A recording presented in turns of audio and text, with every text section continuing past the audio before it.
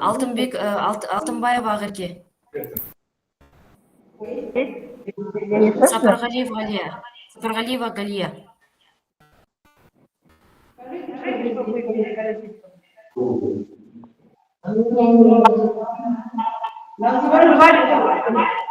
Ага.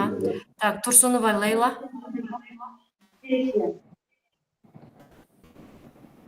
Так, Орумбекова Лаура.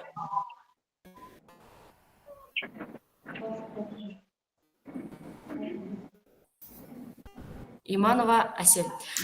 Так, если все уже тут, то давайте мы начнем. Ровно уже 10:01. Я сейчас демонстрация экрана. Первый у нас выступает Мещерякова Ольга Александровна. Так, все остальные, пожалуйста, отключите микрофоны. Я автоматически отключаю. Сейчас выступает Мещерякова Ольга Александровна.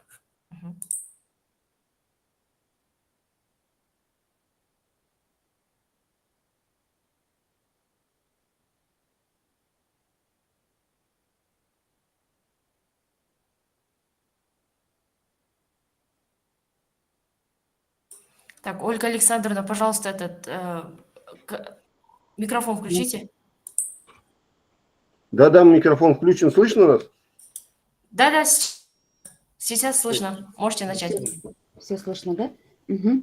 Дорогие коллеги, доброе утро. Сегодня, конечно, такой торжественный день у нас, День космонавтики. Всех поздравляю. Сегодня, значит, у нас темы недостаточно такие космические, конечно, по сравнению с космосом, но то, что наши педагоги делают для детей с особыми образовательными потребностями, это действительно космос. Тема моего занятия, представление развития коммуникации с социализацией средствами современных технологий при работе над сказкой у детей со сложной структурой дефекта. Реализация программы «Читаю, говорю, думаю и развиваюсь».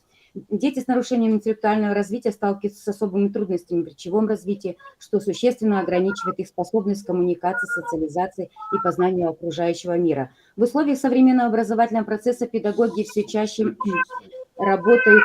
Следующий можно переключить слайд, ага. Работать с контингентами, имеющими сложную структуру дефекта, где стандартный академический час, рассчитанный на групповое обучение, оказывается недостаточным для решения задач в рамках заданной темы. Значительная часть учащихся в силу индивидуальных психофизиологических особенностей не успевает включиться в общий ход урока и требует дополнительного времени, персонализации подходов и адаптированных методических материалов. Существующая проблема усугубляется содержанием учебника по чтению развития речи по предмету 2021 года, где преобладают тексты в стихотворной форме, чаще это переводы и рассказы, сложные для восприятия и пересказа детьми с когнитивными особенностями. Педагогам приходится прилагать значительные усилия, чтобы трансформировать абстрактные или насыщенные метафорами произведения в доступные форматы, сохранив их смысловую ценность. Однако отсутствие в программе простых и близких повседневному опыту ребенка сказок, потешек, пословиц и других форм фольклора создает барьер между учебным материалом и его освоением. Это обстоятельство обуславливает необходимость разработку дополнительных дидактических ресурсов, ориентированных на поэтапное формирование речевых навыков через знакомство с ясными, образными, эмоционально близкими текстами. Интеграция фольклорных элементов с их ритмичностью, повторяемостью и опорой в небытовые ситуации могли бы стать... мостом между абстрактным учебным содержанием и возможностями восприятия детей, обеспечивая не только образовательный, но и терапевтический подход. Подобная адаптация не только облегчила бы условия материала, но и способствовала бы раскрытию потенциала каждого ребенка, укрепляя его веру и собственные силы, стимуляцию познавательного интереса. Для оказания целенаправленной дополнительной помощи детям по развитию навыков чтения и развития речи, развитию коммуникативной деятельности организована кружковая деятельность. Программа «Читаю, говорю и развиваюсь» построена на основе знакомства детей с народными сказками для учащихся 2-4 классов как дополнение к основным программным требованиям предмета чтения и развития речи, который содержит достаточный материал казахских писателей, стихи, казахские сказки, русские народные сказки благодаря своей образности, простоте сюжета и повторяемости являются эффективным инструментом для развития речи. Они помогают детям усваивать новые слова, понимать причинно-следственные связи и развивать воображение. Третий слайд. Ага. Содержание программы. Программа рассчитана на 33 часа, 1 час в неделю, это предыдущий слайд. Угу. И предлагает следующие виды деятельности. Знакомство со сказками, это как всегда, да, естественно, инсценирование, драматизация, игры на развитие фонематического слуха, упражнения на развитие связанной речи, пересказ, составление рассказов, работа со ссылками по сказкам, мультимедийные приложения, просмотр видеофильмов и мультфильмов, упражнения на развитие когнитивных функций, поисковые задания, упражнения, тестовые задания, естественно, развитие чтения письма, задания по развитию чтения письма.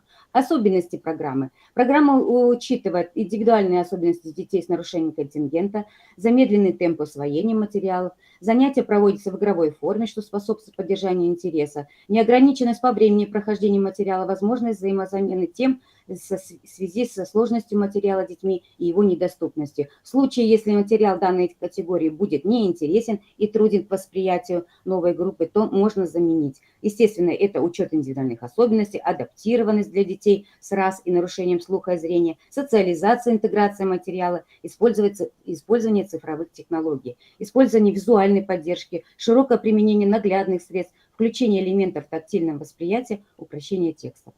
Новизна программы. Конечно, я не могу сказать, что это программа новая. Эта программа используется испокон веков и воспитателями, и учителями. То есть в чем же здесь новизна? Естественно, акцент сделан на трансформацию сказкотерапии в мультисенсорный. Дальше можно еще следующий слайд. Интерактивный опыт, адаптированные под особые потребности ребенка. В конспекты занятий включены ссылки на каждую тематику сказки, на видеоматериал, аудиосказки. Программа активно задействует все каналы восприятия, зрительный, слуховой, тактильный. Конечно же, здесь мною представлены цифровые технологии, которые могут быть использованы в наших школах. Здесь и ART-приложения, то есть гибридные устройства различные планшеты, которых, конечно, мы всего этого не имеем в нашей школе. Но мы стараемся к этому и пытаемся, чтобы эти приложения были. У нас особенно используется голосовое управление Алиса, это планшеты, это интерактивные доски, интерактивное обучение. Программа предусматривает методы вовлечения детей с нарушением поведения. Дети с нарушением поведения – это с РАС, с двигательной расторможенностью и так далее. Я не буду на этом останавливаться. Вы все прекрасно знаете, это специальные задания для них. Это позволяет осуществлять работу именно индивидуально и персонально. Слайд номер 7-8, я хочу остановиться подробно, да, на нем немножко. Сегодня дети широко используют QR-коды, различные придумываем квесты с ними. Это развитие артикуляции, которые наводят на картинку с QR-кодом, и она показывает артикуляцию. То есть детям интересно.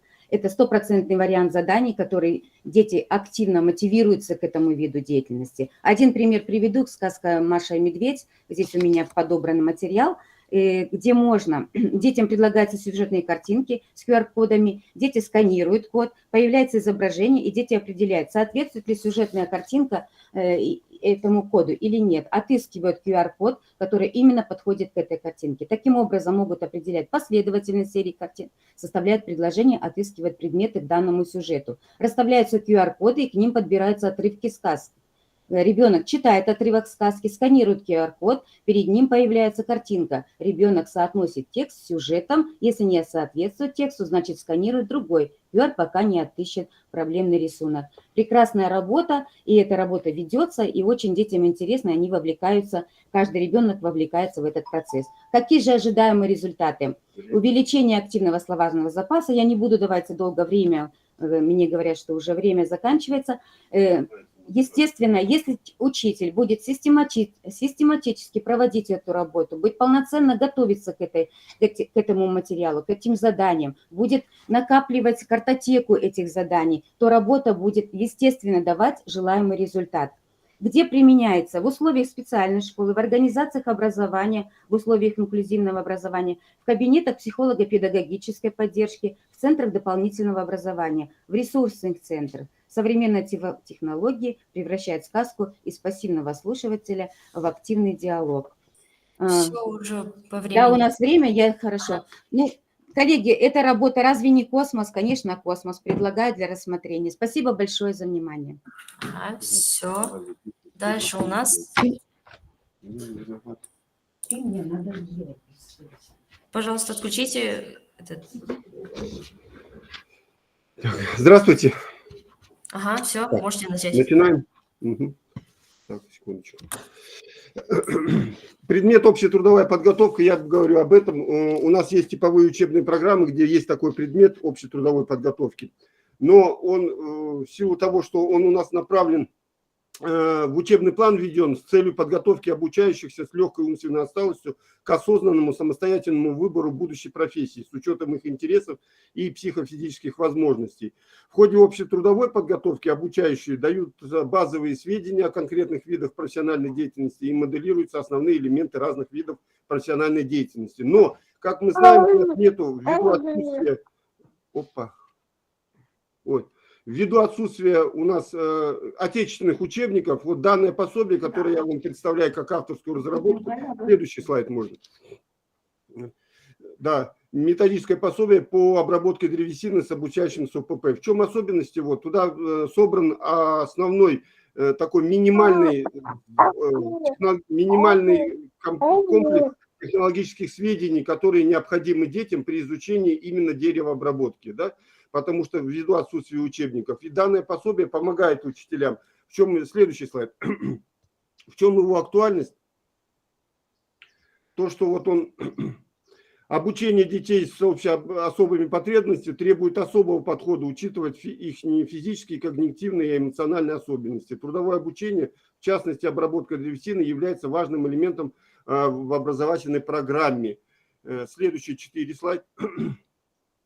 Здесь у нас идет ознакомление, с обработкой древесины, я об этом всем не буду говорить, подробно останавливаться, да, тут знакомство с инструментами, с техникой безопасности и так далее. Слайд номер, следующий, да. Особенности в чем? Особенности, нет, верните, пожалуйста, да, вот особенности методического пособия в чем? Что здесь отражается индивидуальный подход. Мы сами знаем с вами, что у нас самое главное, на что мы опираемся в обучении наших детей, это учет физических, когнитивных, эмоциональных особенностей детей с особыми потребностями, адаптация заданий, инструкций под возможности каждого обучающегося. И постепенное усложнение задач. Начинаем мы с простых операций, которые тоже также отражаются в пособии, например, шлифовка, и постепенное увеличение сложности. И использование, конечно, наглядных материалов. Это пошаговые инструкции с иллюстрациями, видеоматериалы и демонстрация приемов.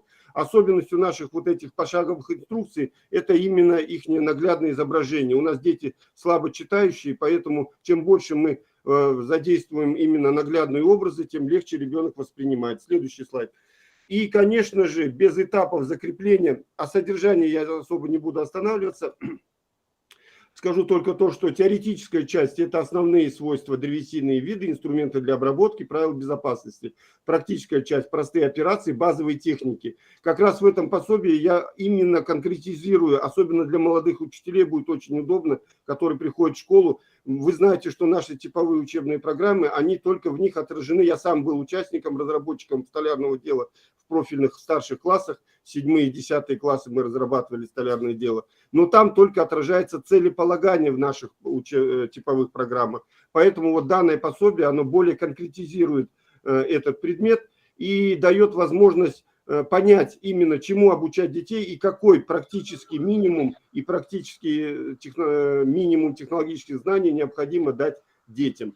Следующий слайд. И, конечно же, самое главное, о чем вот как раз сейчас остановлюсь чуть-чуть, да, это у нас этап закрепления и контроль усвоения знаний. Используем в пособии, это отражено, разноуровневые карточки. Это по Беспалько, это такой подходит как раз его методика.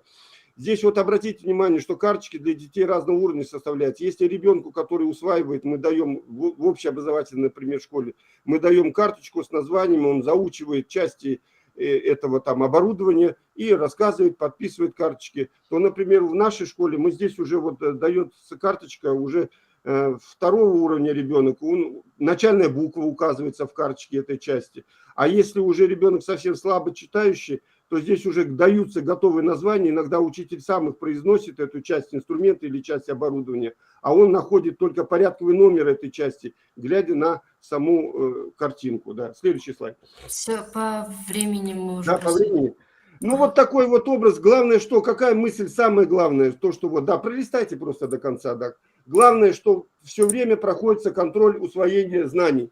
И также используются электронные тесты. Вот здесь вот слайд есть, да, где вот электронные тесты используем мы для контроля знаний. Тоже очень удобно детям, где он видит наглядно результаты теста. И, конечно же, в конце, и что приводится в пособии, заканчивает это все творческим проектом. Наши дети, вот если вернуться на один слайд назад, вот как раз мы работаем благодаря вот таким вот подходу такому, четкому, конкретизированному подходу к преподаванию предмета, дает возможность внедрять вот такие проекты в школу. Изготовление табурета, напольной вешалки, они вот даже как бы нашим брендом стали. И мы также теоретические знания мы даем и ходим в кабинет информатики, там дается теория, используем электронные тренажеры и так далее. Вот это все и как раз отражено в приложении, в моем пособии, да. Спасибо за внимание, немножко сумбурненько, да.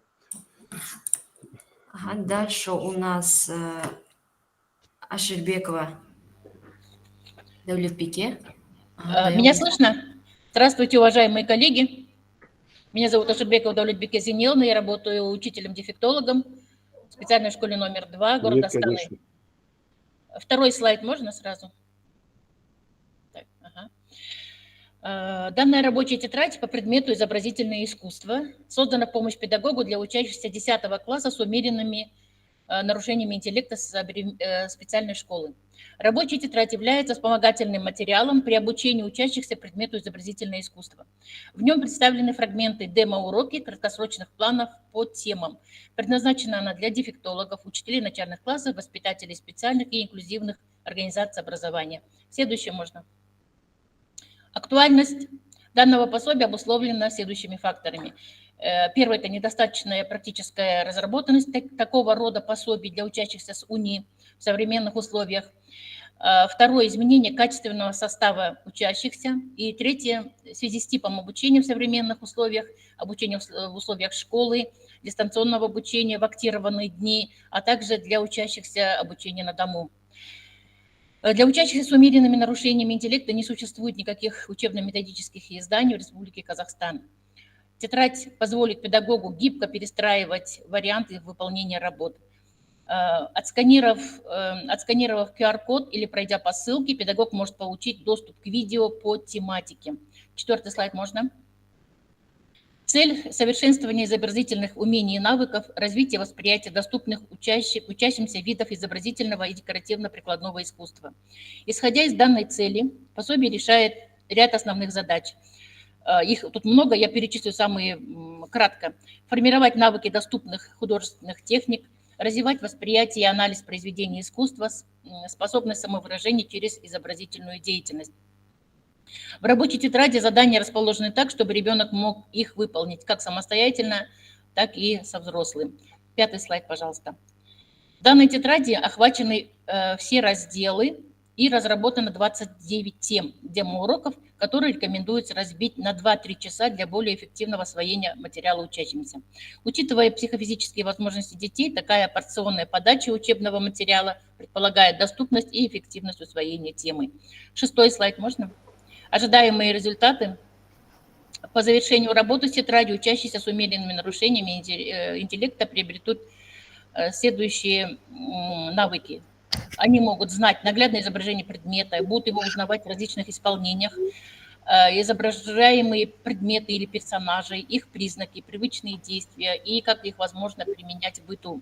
Они могут понимать обращенную речь и слушать словесные инструкции в рамках изобразительной деятельности в доступной форме. Они могут уметь владеть простейшими навыками рисунка, использовать коммуникативную, планирующую и регулирующую функцию речи в процессе изобразительной деятельности. Слайд 7 можно? Диагностические обследования показали, что у учащихся моего класса данной категории в силу основного и сочетанных заболеваний недостаточно развиты зрительно-двигательные координации, умение самостоятельно обследовать объект, изображение на полисенсорной основе, сравнивать, находить сходства и различия объектов окружающей действительности. 8 слайд можно? Были достигнуты прогнозируемые результаты на протяжении 2 лет. Учащиеся совершенствовали, оттачивали свои изобразительные умения, насколько это было возможно, навыки доступными видами изобразительного и декоративно-прикладного искусства. Они выступали на школьных конкурсах. Можно следующий слайд, 9. За 2 года, следующий слайд. Мои учащиеся участвовали в различных городских конкурсах, и где они стали не только участниками, но и призерами. 10 слайд, можно? Ну и перейдем, собственно, к тетради. Я пару страниц только покажу. Вот содержание. С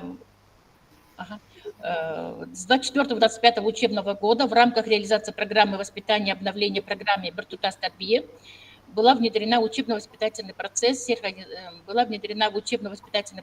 организаций образования, что и отражено в краткосрочных планах, а соответственно в содержании моей рабочей тетради.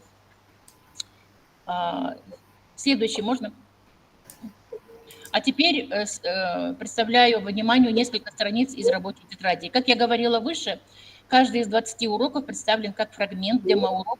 И, как вы знаете, программа для учащихся с умеренными нарушениями интеллекта носит рекомендательный характер, что позволяет учителю самому выбирать тему урока, ориентируясь на представленные программы, подразделы и цели обучения в соответствии с учебной программой. В старших классах нет сквозной темы, но я, как дефектолог, который ведет все основные предметы в данном классе, стараюсь, чтобы на каждом уроке присутствовала какая-то связующая тема. Например, 11 слайд, пожалуйста, назад можно?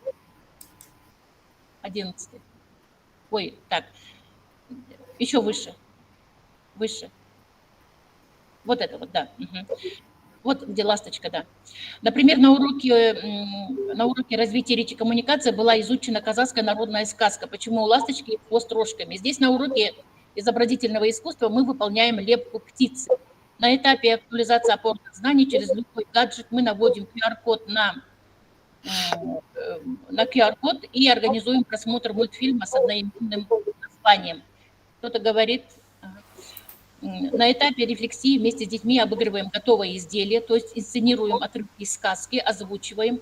Теперь же, пройдя курс по использованию инструментов искусственного интеллекта, я думаю, что возможно фотографировать работы и через нейросеть воссоздать мультфильм с персонажами, которые так, созданы... по времени уже все. Можно? Так, ну, тогда... Ага, ну, давайте пройдемте. Вот еще один... Давайте. Да. Дальше у нас Смаил Вагульзада. Спасибо большое. Спасибо. Сәлеметсіздер ме? Мен тақырыбым химия негіздері, теория мен практика.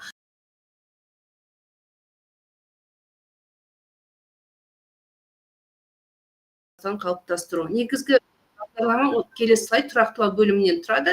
6 бөлімнен заттардың бөлшектері, химиялық реакциялардың заңдылықтары, химиялық реакцияның жүру заңдылықтары, химия және қоршаған орта, көміртегі және оның қосылыстары, және химия және өмір. Енді келесі слайд. Бұл жерде мен кейбір сабақ жоспарларын көрсетілген. Мысалы, бірінші тақырыпта атом құрылысы заманауи теориясы. Соған сәйкес сабақтың жаңа сабақ болғандықтан мақсат міндеттер көрсетіліп, және күтілетін нәтижелер көрсетілген. Келесі слайдта менде осы тақырып жаңа тақырып болғандықтан берген лекция және білім алушылар қолдана алатын онлайн ресурстар. Келесі слайд. Бұл жерде білім алушылардың деңгейлері бойынша, бірінші, екінші, үшінші деңгейлер бойынша тапсырмалар сәйкес берілген. Келесі слайдта менде бағалау критерийлер әр деңгей бойынша берілген.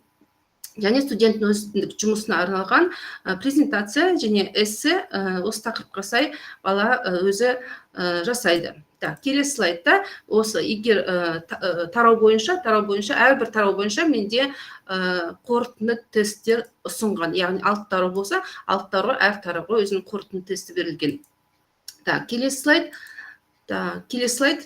Химиялық реакциялың заңдылықтар, бұл жерде екінші тақырып, бұл жерде де деңгей тапсырмалар берілген, және әрбір деңгейге өзі критерий берілген. Бұнда білім алушы өзін осы критерийлерге қарап өзін бағалай алады. Келесі слайд. Бұл жерде органикалық химия бөлімінің келесі слайд карбон қышқылдары деген тақырыпта бұл жерде аралас сабақ болғандықтан балаға сабақ алдында білімдерін тексеріп өту. Келесі слайд бұл жерде студенттің мұғаліммен оқушымен қоса жұмыс қарастырылған, яғни теориялық сұрақтар, сосын кестемен жұмыс, ары қарай есеп шығару және осы алған білімдерін ары қарай қорытуға арналған және соңында дескрипторлы берілген. Келесі слайд және студенттің өзіндік жұмысы. Студенттің өзіндік жұмысы, яғни бұл жерде шығармашылық жұмыстарына болып берілгендіктен бұл жерде дескриптор соған сәйкес болып табылады. Карбон қышқылдарын қолдану саласын сипаттайтын шығармашылық жұмыс жасай алу. Келесі слайдта менде бұл жерде қысқаша енді суретте көрсетілген енді сабақтан үзінділер. Келесі слайд күтілетін нәтиже. Осы химия негіздер бағдарламасын меңгеру нәтижесінде білім алушылар химия негізгі ұғымдары мен заңдылықтарын терең түсіне алады және жүйелейді. Химия құбылыстарды өз тәжірибесімен салыстыра отырып, олардың мәнін ашады. Күнделікті тұрмыста қолданылатын заттардың құрамын зерттеп, олардың қасиеттерін анықтайды, теориялық білімді практикалық жағдайда қолдана білу дағдыларын қалыптастырады, химиялық қауіпсіздік ережелерін сақтайды және зертханалық жұмыста тиімді жүргізеді. Болашақта өздігінен зерттеу жүргізуге дайын болады. Қорытынды, келесі слайд. Қорытынды бағдарлама жүйелі жүзеге асыру нәтижесінде білім алушылар химия пәні бойынша іргелі білім негіздерін меңгереді, теориялық біліммен қатар практика дағдыларды қалыптасып, химия құбылыстарды өмірмен байланыстыра алу қабілеті артады. Білім алушылар алған білімдерін күнделікті өмірде болашақ кәсіби қызметінде тиімді пайдаланылады, ғылыми көзқарас қалыптасып, функционал сауатты заманауи талаптарға сай тұлға ретінде қалыптасады.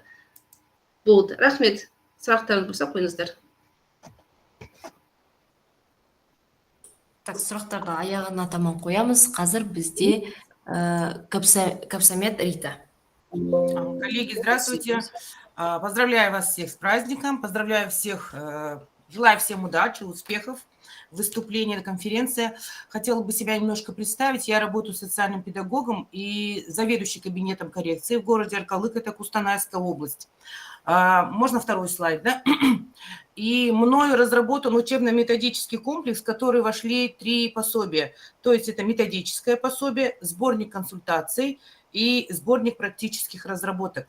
Так как мы все являемся работниками, педагогами специальной организации образования, то не для всех не секрет, что в последнее время количество этих детей очень резко выросло.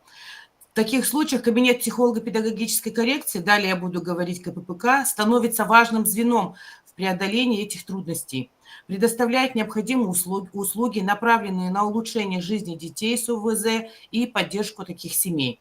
Актуальность моего УМК обусловлена потребностью в эффективном взаимодействии с родителями, необходимостью решения семейных проблем и оказания психологической помощи, содействует созданию оптимальных условий для развития ребенка. Основная цель учебно-методического комплекса – создание эффективной модели работы с детьми, имеющими особенности развития, организация взаимодействия с их семьями, улучшение качества жизни детей с их успешной социализацией. Цели и задачи взаимодействия. Цель работы социального педагога, следующий слайд, создание системы всесторонней поддержки семей, направленной на помощь детей, воспитание детей с ООП. И также здесь у нас есть задачи взаимодействия, оценка семейной ситуации, потребностей ребенка, создание индивидуальных планов, то есть ИРПшек, методы коррекционно-развивающей работы и предотвращение социальной дезадаптации семьи. Формы и методы работы. Формы работы индивидуальные, групповые, дистанционные. Индивидуальная работа, это консультация с родителями, составление индивидуальной программы развития, коррекционно-развивающие упражнения. Групповые, к ним относятся родительские клубы, тренинги по проблемам воспитания, обмен опытом между родителями. И также дистанционно, это то, что мы общаемся в WhatsApp-чатах, да, онлайн-консультирование и многое другое. Но в основном я бы хотела заметить, что очень эффективно это проведение совместных праздников, таких громких праздников, допустим, да, которые в Казахстане, государственные праздники, это очень сближает и позволяет родителям между собой общаться. Междисциплинарное взаимодействие. Следующий слайд. Междисциплинарное взаимодействие в кабинете коррекции, получается, работают такие специалисты, как психолог, дефектолог, логопед, учитель физкультуры, социальный педагог. Важным аспектом работы является взаимодействие с другими специалистами. Социальный педагог, в свою очередь, координирует работу между всеми специалистами, помогает семье с организацией всех этапов взаимодействия, поддерживает родительский вклад в образовательный процесс и проводит консультацию по социальной адаптации. Следующий слайд. Что мы ожидаем? Когда мы разрабатывали УМК, мы в основном берем за работу с семьями, правильно? Нужно нам привести, как говорится, внутреннее состояние родителей в норму. Поэтому мы здесь повышаем компетентность родителей. Родители становятся более уверенными в своих силах, получив конкретные рекомендации по работе с детьми. Улучшается психоэмоциональный климат, понимание своих обязанностей, возможностей, способствует улучшению отношений в семье, снижению стресса. Снижение социальной изоляции. Родители налаживают контакты с другими семьями, похожими, получают поддержку и разделяют свои переживания. Положительная динамика в развитии ребенка, улучшение социальной адаптации, коммуникативных, когнитивных навыков детей с особыми образовательными потребностями. Реализация системы взаимодействия приводит к ряду конкретных результатов, которые положительно влияют как на семью в целом, так и на развитие ребенка с особыми образовательными потребностями. Следующий слайд. Эффективность комплексного подхода. Здесь пилотные проекты также разрабатываются. Сейчас наш КППК в 17 областях нашего Казахстана фондом ДАРА был открыт в нашем КППК служба ранней помощи. Поэтому мы надеемся, что это будет очень такой хороший, значимый проект для нас. Следующий слайд.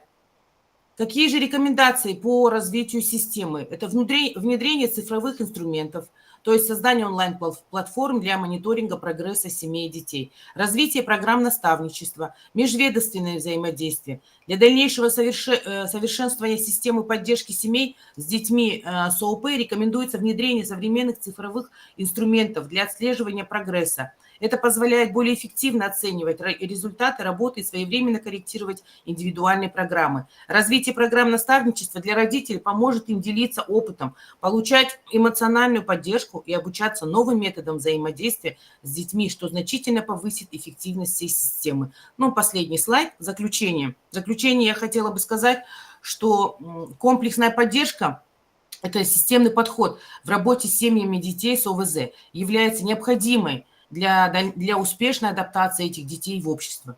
Междисциплинарное сотрудничество – это необходимо продолжать развивать межведомственное взаимодействие и привлекать больше специалистов для комплексного подхода. Инновационные методы, внедрение цифровых инструментов и программ наставничества повысит эффективность работы с семьями и детьми ООП.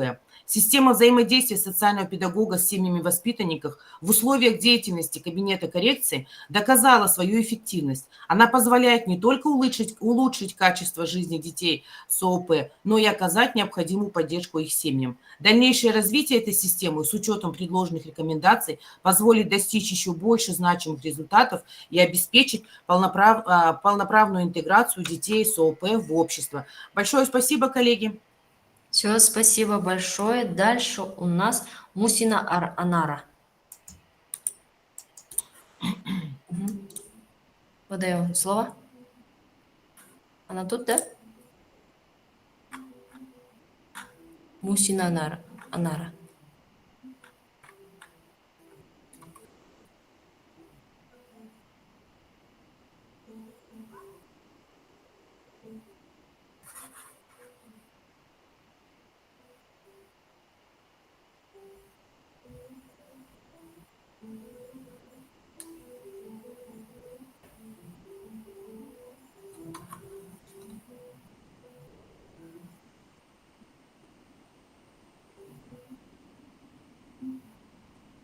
Так.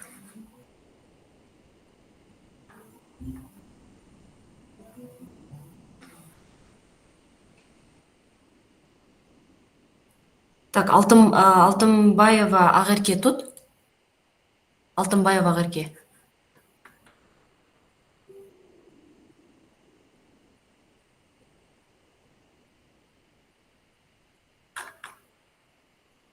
Так, ее тоже нету. Так, Сапаргалиева Галия. Здравствуйте, извините, я вернулась. Ружан, верните, пожалуйста, Мусина Анна Ржаксуковна. Все, вот, ага. Видно меня? Так, пока нет. Видно? Сейчас? Видно? Нет, камеры не видно вас. Ружан? По камерам не видно. Здрасте, только что. Сейчас? Так, нет. Вы там разрешение Странно. дайте на этот. Разрешение? Дала я разрешение. Почему не вышло? Еще раз смотрите. Заново Окей, новая попробуйте встреча, зайти. код. Сейчас. Помоги мне, не могу подключиться, уже фамилию мою назвали. Встречу. Что такое? Что произошло? За сбой какой-то. Извините, Не пожалуйста, видит. вы можете отметить Абикенова Диана? Я тоже здесь только подключилась. Видно, Аружан?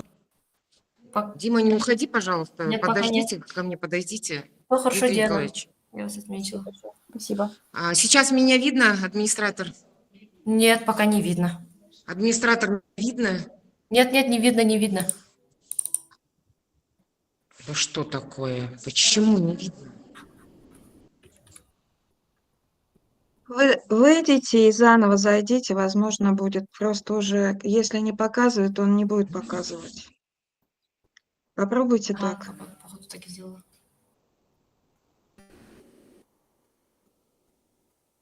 Добрый день, пожалуйста, отметьте меня, я Станкевич Татьяна Михайловна.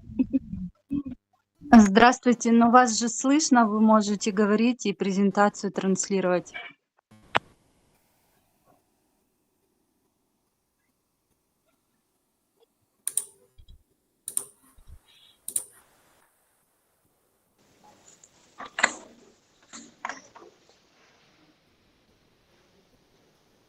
Мне микрофон выключен. Сейчас видно, Ружан? Все, теперь видно. Все, спасибо даем вам большое. слово. Сейчас, минуточку. Добрый день, уважаемые коллеги. Каждый ребенок по-своему уникален, особенно это чувствуется в работе с детьми с ограниченными возможностями. Сегодня хотелось бы вам рассказать об играх. Для них игра – это не просто развлечение, а важнейший способ познания мира, общения и также развития. Через игру ребенок учится выражать себя, взаимодействовать с окружающими и преодолевать трудности. Игровая терапия – это не просто метод, а также это язык, на котором мы можем говорить с ребенком, уважая его особенности, темп и внутренний мир. Сегодня хочу поделиться с вами видами игровой терапии, которые доказали свою эффективность в работе с детьми с речевыми нарушениями, а также с детьми, кто обучается специализированно в школах. Первая игра – это первый слайд, можно? Спасибо. Логопедическая игровая терапия для детей с речевыми нарушениями. Какова здесь цель? Здесь у нас цель – это развитие артикуляции, автоматизация звуков и формирование фразовой речи. Следующий слайд. Примеры игр. Поймай звук. Так, хорошо, давайте со второй игры начнем. Второй слайд покажите, пожалуйста. Второй слайд. Игры с пальчиковыми куклами. Так, игры с пальчиковыми куклами. Для стимуляции речи и моторики. Да, спасибо. Спасибо, этот слайд. Здесь у нас цель идет как развитие речи через ролевые диалоги и также развитие мелкой моторики. Примеры игр – это мини-сценки с куклами мы предоставляем, ходить в гости друг к другу. Также есть такая игра, как «На прогулке» или же «Доктор Айболит». Здесь что делает педагог? Мы сначала показываем пример, и затем ребенок за нами повторяет. Тема должна быть знакомая и также интересна, потому что это снижает тревожность и стимулирует речь у ребенка. Следующий слайд, третий. Дидактические речевые игры. Дидактические. Третий слайд, пожалуйста, третий слайд. Администратор. Дидактические речевые игры. Так, да. Цель формирования словаря грамматических конструкций и развития понимания речи. Здесь игры могут такие, как «Скажите наоборот», «Кто что делает» или «Опиши предмет». Сюжетно-ролевые игры. Здесь у нас идет развитие коммуникативных навыков и также развитие речевого взаимодействия. Ну, здесь можно поиграть в игру как магазин, игра как семья или же поликлиника, как мы это делаем с детьми, да, ребенок приходит в поликлинику, здесь мы расширяем свой более сценарий с помощью вопросов. Важно, чтобы эта игра, она была понятной и интересной для наших особенных деток. Пятый. Двигательная игровая терапия. Это для детей с нарушением двигательного аппарата. Здесь что у нас идет? Цель самая главная – это улучшение координации, силы и также уверенности в движениях. Игры здесь могут быть разными. Ну, например, то, что мы проводили со своими детьми, это полоса препятствий, передай мяч, догони цвет. Здесь игры, самое главное, нужно подбирать по уровню физической подготовки. Обязательно чередуйте активность и отдых, не допускать переутомления. Так, игра следующая. ABA-терапия – это для детей в спецшколах с РАС и также с диагнозом задержки психического развития. Здесь у нас цель формирования поведения, навыков общения и самообслуживания. Примеры игр здесь различные также могут. Можно собрать картинку, сделать как я, карточки предоставить с пошаговыми действиями. Ну, рекомендации для наших учителей также. Игры нужно использовать периодически и каждый день по 10-20 минут в день. Потом постепенно мы усложняем инструкции. Также у нас есть, можно слайд номер 10, музыкально-двигательная терапия. Слайд номер 10, музыкально-двигательная терапия. Здесь у нас идет развитие слуха, ритма, эмоций и контакта с другими детьми, также и взрослыми. Примеры игр здесь могут быть совершенно различными. Повторим движение под музыку. Учитель, воспитатель, преподаватель включает музыку, и дети повторяют движение за преподавателем. Также здесь можно включить такую игру, как играем в оркестр. Что мы здесь делаем? Опять показываем пример. Дети повторяют за нами. Самое главное – поддерживать позитивную реакцию на звук и ритм. 11. Игры на развитие социального взаимодействия. Игры. Так, нет, не сюжетно-ролевые. Так, сюжетно-ролевые. Так, сейчас минуточку, коллеги. Сюжетно-ролевые. Вы не то, да? Анара, извините, по времени. Все, хорошо, так, извините, пожалуйста. Игровая арт-терапия также можно использовать рисование пальцами, пластилин, коллажи из бумаги и ткани. В заключение я хотела бы вам сказать, уважаемые коллеги, все представленные методы игровой терапии – это не просто инструменты и мостики, а также они нам помогают добраться до сердца и разума ребенка. И именно через игру мы можем создать ту самую атмосферу принятия безопасности и развития, которая так важна для детей с особыми образовательными потребностями. Спасибо вам большое, чтобы пусть наша работа станет поддержкой для каждого ребенка. Спасибо за внимание. Ага, все, дальше у нас. Так, Алтынбаева Агырге.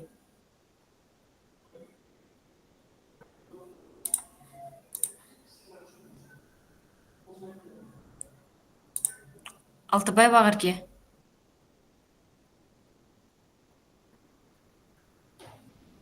Так, ладно, тогда мы дальше идем. Сапаргалиева Галия Серковна. Тут?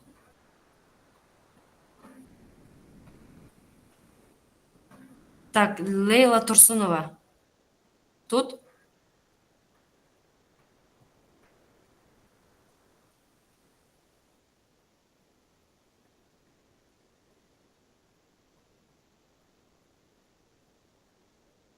Так, пожалуйста, почему мы выходим? Так. Так, Орынбекова Лаура. Есть? Алтынбекова. Так, вас не слышно? Агар Кебулатовна.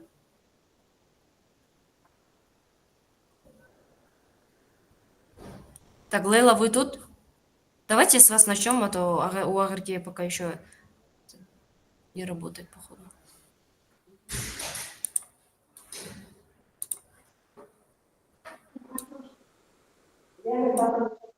Так, Лаура, с вас начинаем, да?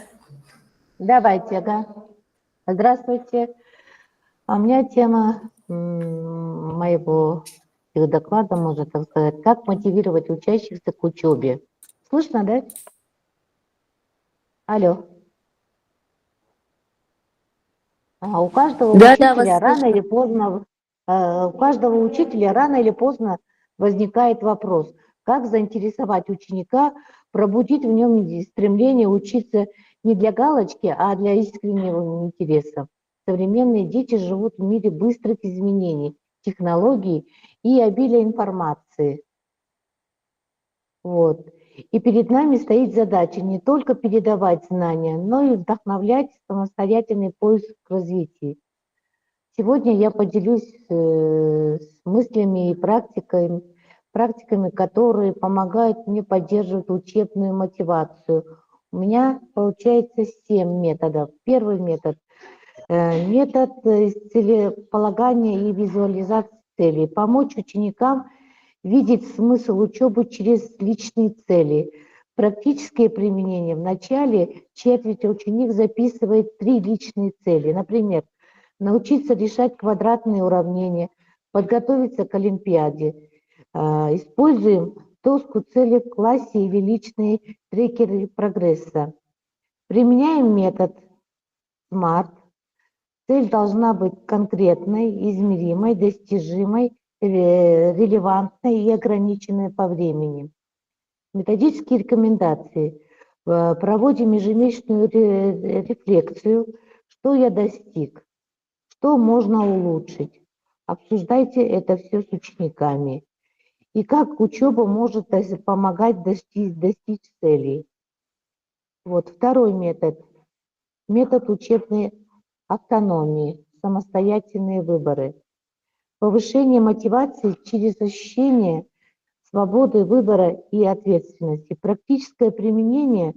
Предлагайте выбор формы работы. Проект, эссе, презентации, ролик. Разрешайте ученикам самим выбирать задания из банка заданий разного уровня сложности. Методические рекомендации – это введение меню знаний на уроке 3 или 5 вариантов по одной теме. Пользоваться учащимися выбирать партнеров для работы в группах.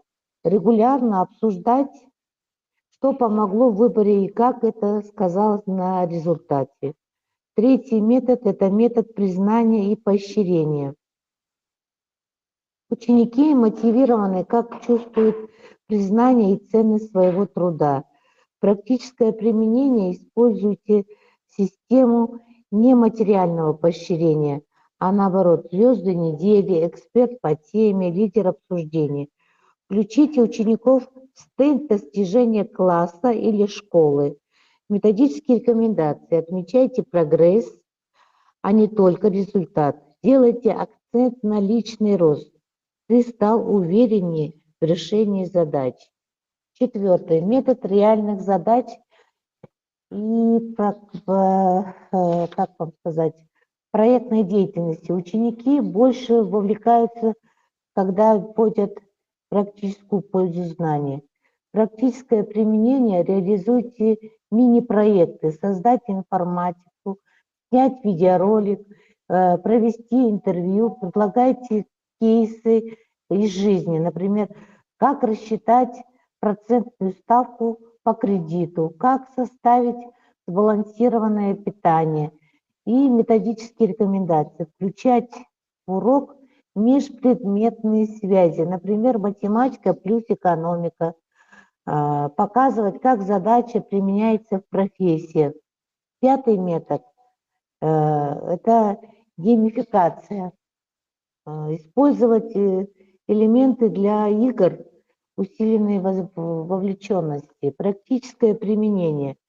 Создавайте квесты, соревнования, рейтинги, использовать платформы, методические рекомендации. Делайте упор на командную работу, а не только на индивидуальное соперничество. Введите баллы, уровни, жетоны за активность. 6-й метод – это обратные связи и самооценки. Учащиеся лучше учатся, когда понимают, и что, и почему у них не получилось, и не наоборот. Практическое применение. Внедрить лист самооценки после работы. Что получилось, что было трудно. Используйте стикеры обратной связи. Ученики пишут, что им понравилось и что можно улучшить. Методические рекомендации. Все хорошо. Спасибо. Все, спасибо большое вам тоже. Так, дальше у нас Агырке Булатовна. Сейчас, минуточку. Да. Ага, все, можете начать. Қайырлы күн әріптестер. Мен Алматы қаласы мамандандырылған жанұя кешені логопед дефектолог маманы Алтыбаева Агырке Болатовна. Бүгінгі конференцияда ұсынып отқан баяндаманың тақырыбы ерекше білім беру бар балаларға арналған логопедиялық көмек көрсету әдістемелері. Оңтайлы тәсілді қалай таңдауға болады? Бүгінгі таңда ерекше білім беру қажеттілігі бар балаларға логопедиялық көмек көрсету білім беру жүйесіндегі аса өзекті әрі маңызды мәселелердің бірі болып отыр. Заманауи тәжірибеде тиімділігі дәлелденген және оң нәтижесін берген әдіс тәсілдер жиынтығы қалыптасқан. Осы баяндамамда ерекше білім беру қажеттілігі бар балалармен жұмыс істеуде кеңінен қолданылып жүрген логопедиялық тәсілдердің мәні, олардың ерекшеліктері, қолдану аясы мен методикалық нұсқаулықтар жайлы тәжірибелік тұстармен бөлісуді мақсат етіп отырмын. Бірінші тәсіл, келесі слайд. Бірінші тәсіл артикуляциялық гимнастика немесе артикуляциялық жаттығу. Бұл әдіс сөйлеу аппаратын, тіл, ерін, таңдай, жақ дамытуға арналған арнайы жаттығулар кешені. Бұл әдісті қалай пайдаланамыз? Күнделікті 5-10 минут арнайы жаттығулар орындалады. Мысалы, тілмен сағат көрсету, жылан сияқты тіл шығару, еріндерді алға шығару және кері тарту. Методикалық әдістемесі: айна алдында жұмыс жүргізу, қимылдарды көрсетіп балаға қайталау, ойын түрінде ұйымдастыру. Әр жаттығуға атау беру арқылы есте сақтауды жеңілдету. Келесі тәсіл дыбысты дұрыс айтуға машықтандыру. Фонетика-фонематикалық әдіс. Мына жерде басқа слайд шығып тұр ғой. Бұл әдіс дыбыстарды ажырату, дұрыс айту және сөйлеуге енгізу мақсатында қолданылады. Қалай пайдаланамыз? Алдымен дыбысты жеке оқытамыз, сосын буында сөзде сөйлемде бекітеміз. Жаттығуларда суреттер, карточкалар, айна, диктофон пайдаланылады. Методикалық әдістемесі: дыбысты оқшау айту, буынға көшіру, сөзде айту, сосын ойын тапсырмалар арқылы сөйлем құрастыру. Келесі әдіс логопедиялық массаж. Бұл әдіс сөйлеу органдарын бұлшықеттерін ынталандыру үшін қолданылады. Бұл әдісті мамандандырылған арнайы мамандар құралдармен немесе саусақпен тіл, ерін, жақ айналасындағы бұлшықеттерге массаж жасайды. Методикалық әдістеме: арнайы логопедиялық массаж техникасын сақтау, массаж алдында және кейін жаттығу беру. Бір сессия 5-7 минутқа созылады. Бұл тәсіл қабылдауды және артикуляцияны жақсарту үшін жүйелі түрде қолданылады. Келесі тәсіл логаритмика.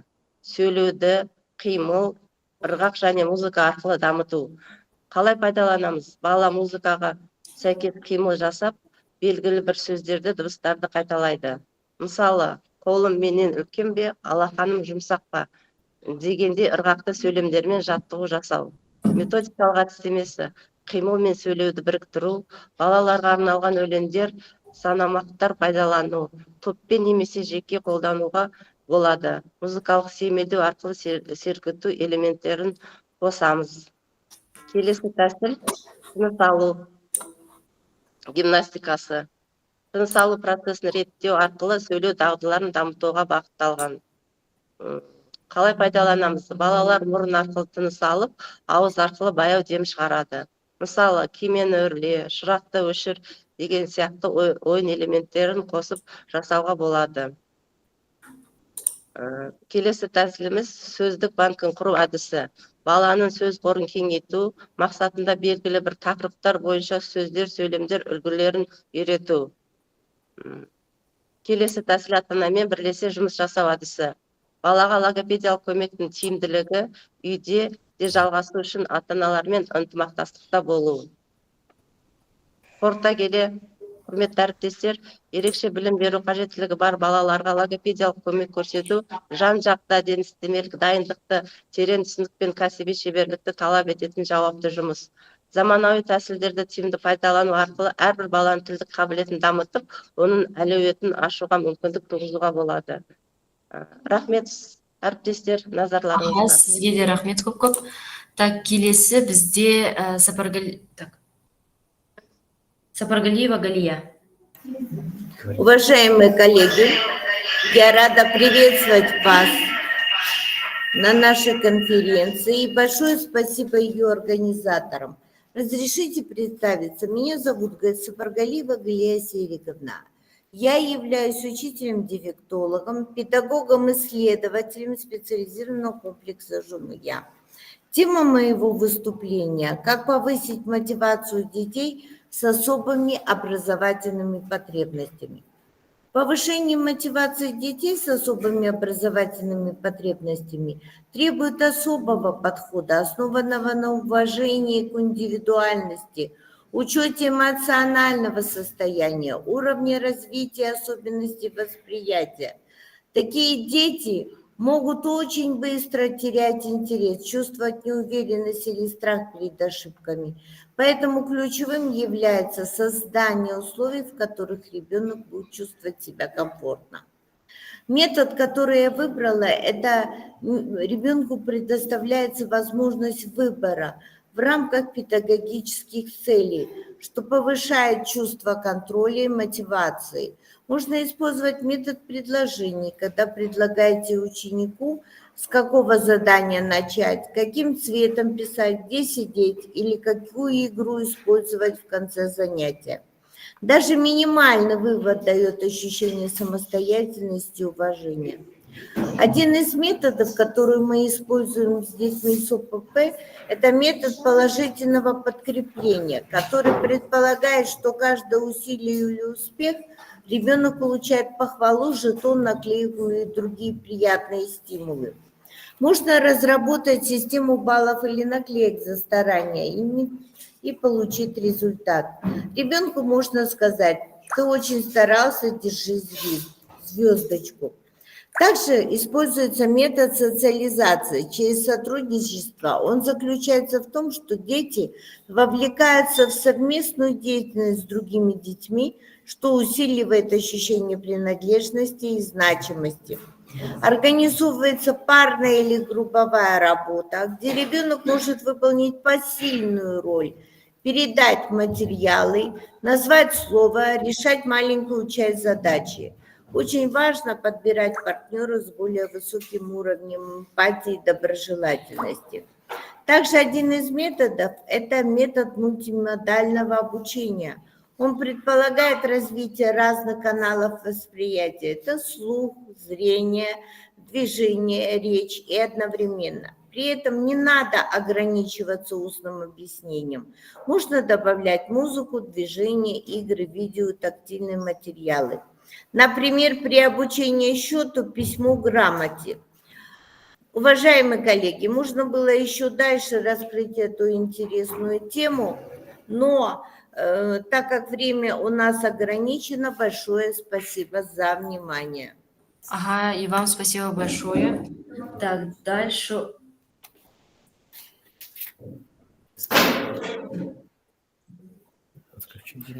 Так, дальше у нас Лейла Владимировна. Қайырлы күн, құрметті әріптестер. Бүгін мен Тұрсынова Лейла Владимировна, мамандандырылған жанұя кешенінің дефектолог маманымын.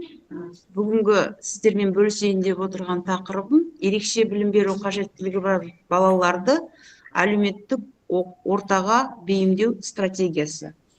Қазіргі таңда инклюзивті білім беру жүйесінің маңызды бағыттарының бірі осы әлеуметтік ортаға бейімдеу стратегиясы болып табылады. Ерекше білім беру қажеттілігі бар балалардың қоғам өміріне толыққанды араласып кетуі үшін оларды әлеуметтік ортаға бейімдеу өзекті мәселе. Бұл үрдіс тек қана білім беру ғана емес, сонымен қатар әлеуметтік, эмоционалдық және мәдени тұрғыда қолдау көрсетуді қажет етеді. Осыған орай ерекше білімді қажет ететін балаларды қолдауға арналған стратегияларды білу шарт. Бұны тек қана мұғалімдер, тәрбиешілер білу керек емес, бұл стратегияны ата-аналарға да ортақ міндет. Бұл стратегияның 5 түрі бар. Оның ең біріншісі индивидуалды бейімдеу стратегиясы. Бұл әр балаға жеке даму жоспарын құру, оның барлық қабілеттерін, қажеттіліктерін ескере отырып, бағанағы баланы жаңа өмірге, қоғамға араластыру жолында арнайы жоспар жасау. Сол жоспарды күнделікті практикада ата-аналар да, ұстаздар да бағанағы қолдап, сол бағытта жұмыс жасау керек. Екіншісі бұл топтық интеграция стратегиясы. Бұл ерекше білім беру қажеттілігі бар балаларды жалпы білім беру мектептеріне кіріктіру арқылы оқыту. Сол оқытуды ұйымдастыру үшін міндетті түрде бағанағы тьютерлер болады, тағайындалады. Және серіктес оқушы немесе дос тірек әдісі арқылы да бейімдеуге балаларды қоғамға. Осылай осы әдістерді қолдана отырып жеңілдетуге болады. Одан кейінгі стратегия ол құндылыққа негізделген.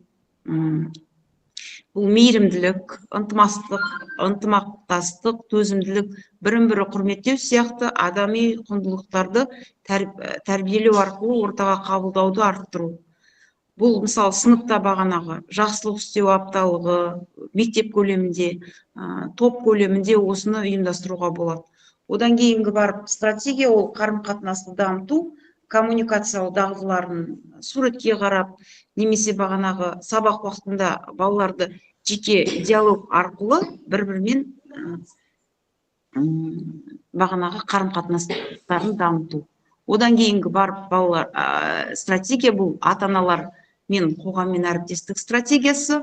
Бұл жерде ерекше балаларды қабылдауға және қолдауға дайын болу, қоғамның дайын болуы, ата-аналардың дайын болуы, барлық қоршаған ортаға осы балалардың жеке тұлға екенін түсіндіру, бұл балалардың жеке ерекше екенін түсіндіру.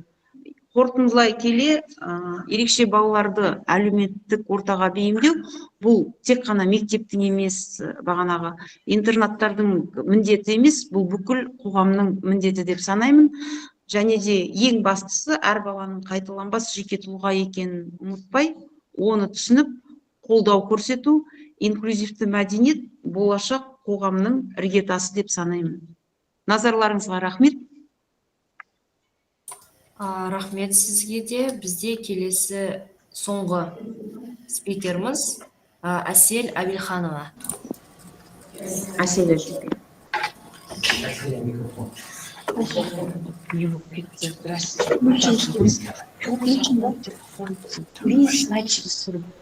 Естіліп тұр ма? Естіліп тұр. Сәлеметсіздер ма? Камераны Сәлеметсіз бе, құрметті әріптестер, мұғалім дефектолог Иманова Әсел Әбілхановна. Менің ұсынып отырған тақырыбым ерекше білім беру қажеттілігі бар балаларды оқуға қалай ынталандыруға болады. Қазіргі инклюзивті білім беру жүйесінде ерекше білім беру қажеттілігі бар балаларды сапалы оқыту мен тәрбиелеу маңызды мәселелердің біріне айналып отыр. Бұл бағытта педагогтың шеберлігі, әдістемелік амалдары және оқушыға деген сенімі ерекше рөл атқарады. Балаларды ынталандыру үшін әдістемелік тәсіл қажет. Сол тәсілдерге тоқталайық. Бірінші тәсіл – жеке бағдарланған оқыту тәсілі. Қолданылатын методикалық әдістер. Баланың күшті және әлсіз жақтарын анықтау үшін біз диагностикалық карта құрастыру, индивидуалды оқу жоспарын әзірлеуіміз керек. Оқушының қызығушылығына сай тапсырмалар таңдау, кері байланысты тұрақты беру, міндетті түрде қол шапалақтау, мадақтауды қолданамыз. Қадам-қадаммен үйрету әдісінде қолданамыз. Екінші тәсіл – оқытуды ойын әдістері арқылы ынталандыру. Ол баланың эмоциялық қатысуын қамтамасыз етеді, мотивацияны арттырады. Осы жерде методикалық әдістер қолданамыз. Бұл жерде дидактикалық ойындар, түрлі түсті карточкалар, кубиктер, сюжетті рөлдік ойындар, мысалы мұғалім, оқушы, дәрігер, науқас, интерактивті тақта арқылы ойын элементтерін пайдаланамыз. Ұпай жинау, марапат алу жүйесі, қозғалыс ойындары арқылы оқыту. Үшінші тәсіл – қатысу сезімін арттыру. Бұл инклюзивті білім беру қағидаты. Осы жерде методикалық әдістер қолдану тиіс. Топтық жұмыс, дұрыс рөлдермен, жүппен оқыту, көмекші технологиялар қолдану, сурет, пиктограмма, дыбыс, қолдау тобы, басқа оқушылармен достық байланыс орнату. Үшінші, эмоциялық қолдау және психологиялық жағдайлық. Эмоциялық қолдау бұл мотивацияның негізі. Осы жерде методикалық әдістер қолданылуы тиіс. Мақтау мен марапатты жүйелі түрде қолдану, нақты және шынайы болу. Әр жетістігін мойындау, кішкентай болса да, жұмсақ интонация, жылы сөздер, қорқыныш, мазасыздықты төмендететін тыныш ортаны ұйымдастыру, психологпен бірлесіп жұмыс атқару, тренингтер өткізу. Бесінші тәсіл – қол жетімді және бейімделген оқыту материалдары. Ерекше білім беру қажеттілігі бар балаларға оқу материалдарын олардың танымдық мүмкіндіктеріне сәйкес жетілдіру, визуализация арқылы түсіндіру, оқу мотивациясын күшейтеді. Методикалық әдістер, визуализация, суреттер, сызбалар, пиктограммалар қолданамыз. Қарапайым тілмен түсіндіру, қысқартылған мәтіндер, жеңіл тапсырмалар, аудио немесе аудио нұсқаулар, сенсорлық құралдар пайдалану, қолмен ұстап, көру, есту арқылы баланы оқуға дағдыландыру. Алтыншы әдіс – үздіксіз және нақты кері байланыс. Бұл мотивацияны арттырудың маңызды факторы. Методикалық әдістер сен бүгін жақсы орындадың себебі деп балаға түсіндіріп айтып отыру. Прогресс күнделігін міндетті түрде жүргізу, қалыптастырушы бағалау, оқыту үшін бағалау, өзін бағалауға үйрету, смайлингтер, түстер арқылы баланың қызығушылығын ояту, қате жазуға емес, түсіндіріп бағытталған тіл қолдану. Жетінші әдіс – отбасы және мамандармен бірлесе жұмыс. Мотивация үй мен мектептегі бірдей қолданудан туындайды. Ата-ана баланың ең жақын қолдаушысы.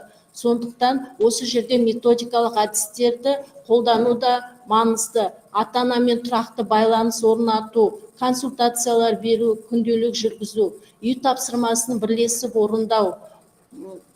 Логопед, дефектолог, арнайы педагогтардың ұсыныстарын бірлесіп жоспарлау. Ынтасы оянған бала ертеңгі табысты тұлғаның негізі. Ерекше білім беру қажеттілігі бар балаларды ынталандыру тек әдістеме ғана емес, жүректен шығатын қарым-қатынас, қолдау, түсіну мен шыдамдылық. Ынталандыру тәсілдері баланың жеке дарылығын ескере отырып ұйымдастырылған ғана нәтиже болады. Бұл жұмыс мұғалімнің, ата-ананың, арнайы мамандардың бірлескен еңбегін талап етеді. Назарларыңызға рахмет. Ой, сізге де рахмет. Сонымен бүгінгі біздің семинарымыз аяқталды. Көп рахмет. Мен қазір запись экранын өшіремін.